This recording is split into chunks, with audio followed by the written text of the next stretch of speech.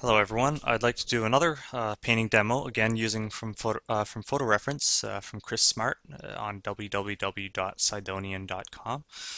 Uh, in this case, I keep saying always work whenever your eyes are defocused or fuzzed out. This means just relaxing your eyes and not trying to get anything in sharp focus. So you just have to learn to, half lid your eyes, just let your eyes relax, don't try to see anything too sharply. And that is going to, because when you defocus your eyes, you lose some of the visual acuity that you have, in your central vision. You can only clearly see things that you're looking directly at, but off to the side, things are kind of fuzzed out. They're a little bit they're either out of focus or just out of view, and you just kind of can't sense them. And this is the kind of sense that you need when you're painting something. Is you need to relax your grip on what's dead in front of you and start paying attention to everything around you, your surroundings. So I've got 9 minutes left on this. First things first, I'm going to start with first there was darkness, and then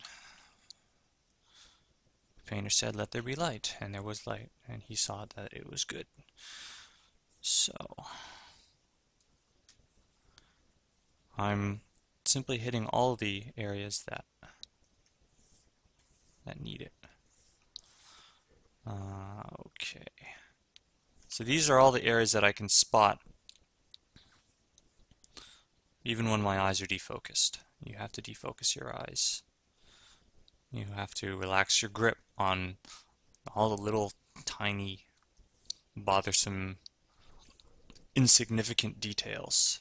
Don't waste your time on the little details. There's time for it later, but it's not, you have to do the necessary groundwork. You have to prepare the painting so that the details, when you put them down, will be in the right place.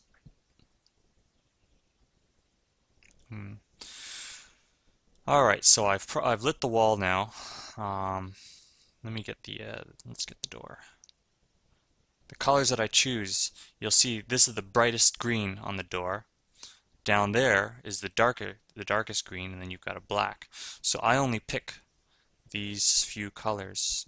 I know that there's going to be a bright green about here. There's going to be, oops, there's going to be a dark green roughly around here. There's going to be black here. And it's a matter of bridging. You have to bridge. Ooh, it's too, that's much better. It was too saturated and too greenish. You have to bridge the gap between these.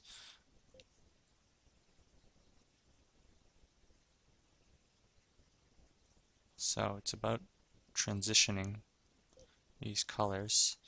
And then here at the frame, I've got this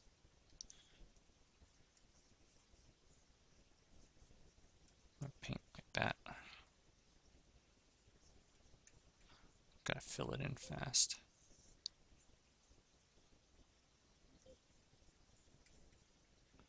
Now I need to place a shadow here. Although I say, you shouldn't get caught up on details, I pay particular attention to any details at the junctions of form. So this means wherever the door meets the wall, or wherever the door meets the frame, those are the junctions. Those are where two forms connect. And where two forms connect, then you must have careful attention to detail. This is where you put in the high precision stuff, and this is where you do focus your eyes. When you have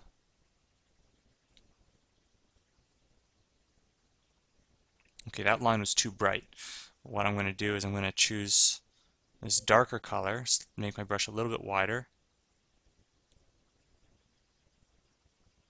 I'm going to tame it down like that.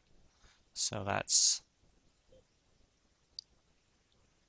the way you do it. That is doing it right.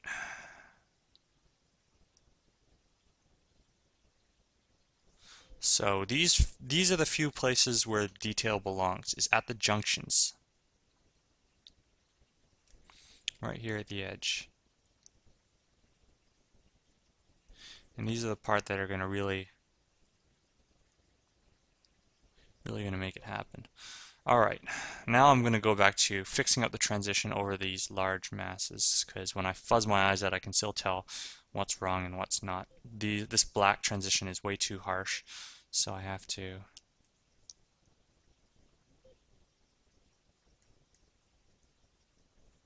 just repair that.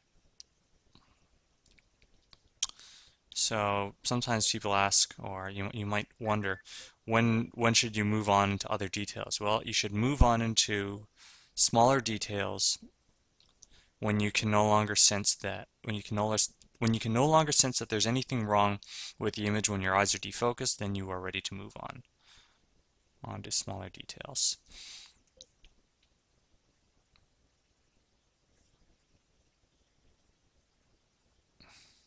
When you look at the painting when your eyes are defocused, you can learn to see everything equally.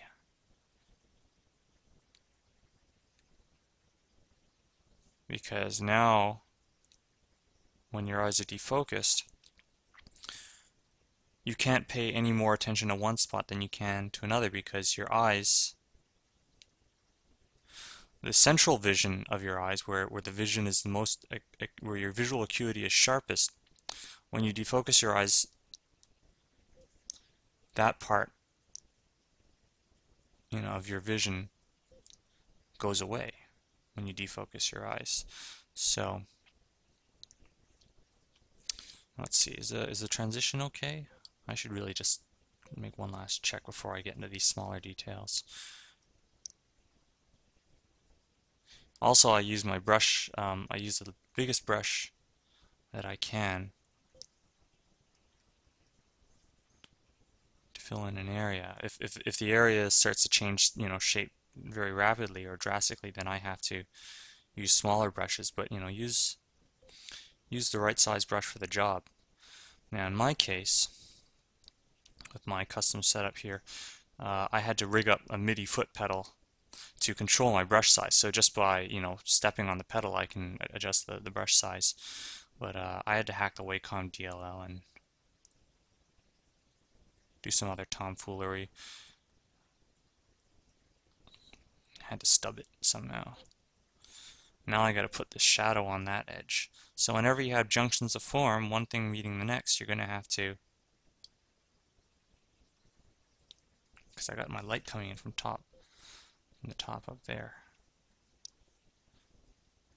In fact, since I can't see any of that other detail, I should just chop that away. So I defocus my eyes. Can I see if there's anything wrong? Yes, I can. I see something wrong in these transitions here. Chop that away as well. So we zoom out. Hey, looks like a photo, right? That's the trick. So by working, with your eyes defocused, it is a way of working as if the image is zoomed out, but then you still have all the control. Now I'm going through and just adding all these little black bits of broken paint. And notice how I just choose the one color and I try and apply it to all the necessary parts of the image. I try and fix up the image as best I can with this one color I've chosen, because it's a pain in the butt to have to choose new colors, especially if you're working, there's the bolt of this safe. Especially if you're working traditionally, it's a pain in the butt to change colors. So the best thing to do is just use one color and hit all the areas of the picture that can benefit from this one color that I've chosen. And the side effect of that is that I spend not too much time on any particular part of the drawing. Then I can go and choose a highlight color, and I can start striking these other areas. So this is what you can get in about 10 minutes.